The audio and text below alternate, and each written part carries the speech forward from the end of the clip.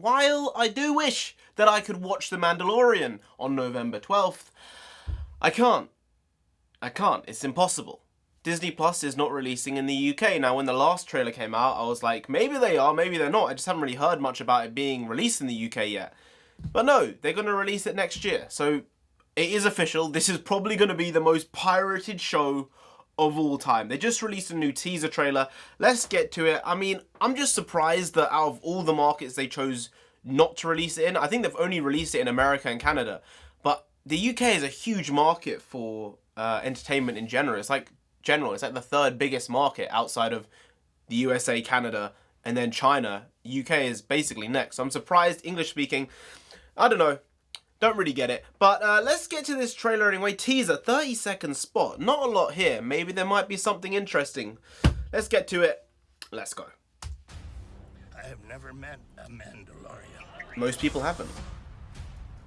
I've only read the stories. That...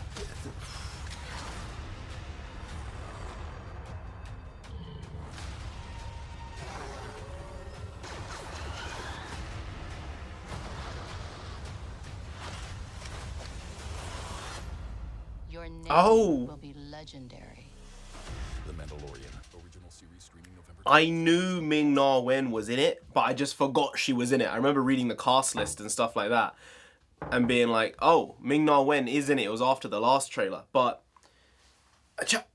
it just looks like Star Wars. It looks like the original trilogy of Star Wars, not the prequels, which I still feel are actually... There's a lot of good stuff in the prequels, while they might not be phenomenal movies outside of Revenge of the Sith, which I think is actually a decent film. Clone Wars is, you know, absolute rubbish. Attack of the Clones is one of the worst.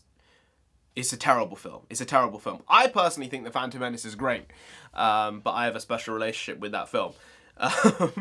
But yeah, this just feels like the old type of Star Wars. It has that vibe, it has that visceral feeling, which is not like this new sequel trilogy. This was 30 seconds there, and it got me in the Star Wars mindset straight away. Who knows? Maybe this is the way Star Wars needs to go. I said before, I think it needs to go back to older stories as opposed to trying to do new stories. You can do an old story in Star Wars and make an entirely new world inside that.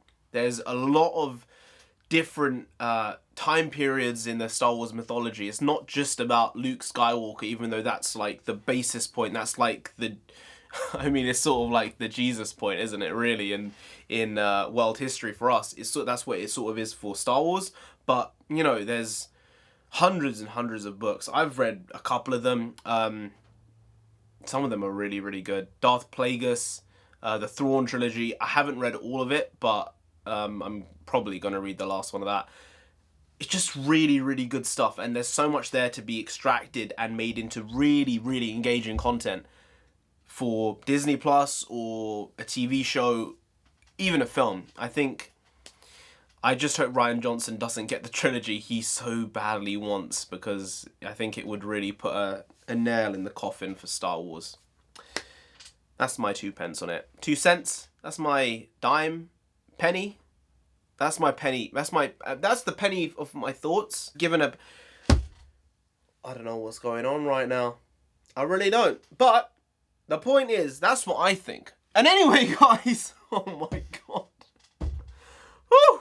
If you did enjoy this video, please do like, share, comment, and subscribe to the channel down there. If you didn't, then the Mandalorian himself will come after you, alright? You don't want that. You really don't, so just subscribe anyway to avoid that. I've been NarendraTheComic. You've been great, and I'll see you next time. That's tomorrow. Make a video every single day. See you tomorrow. Skadoosh.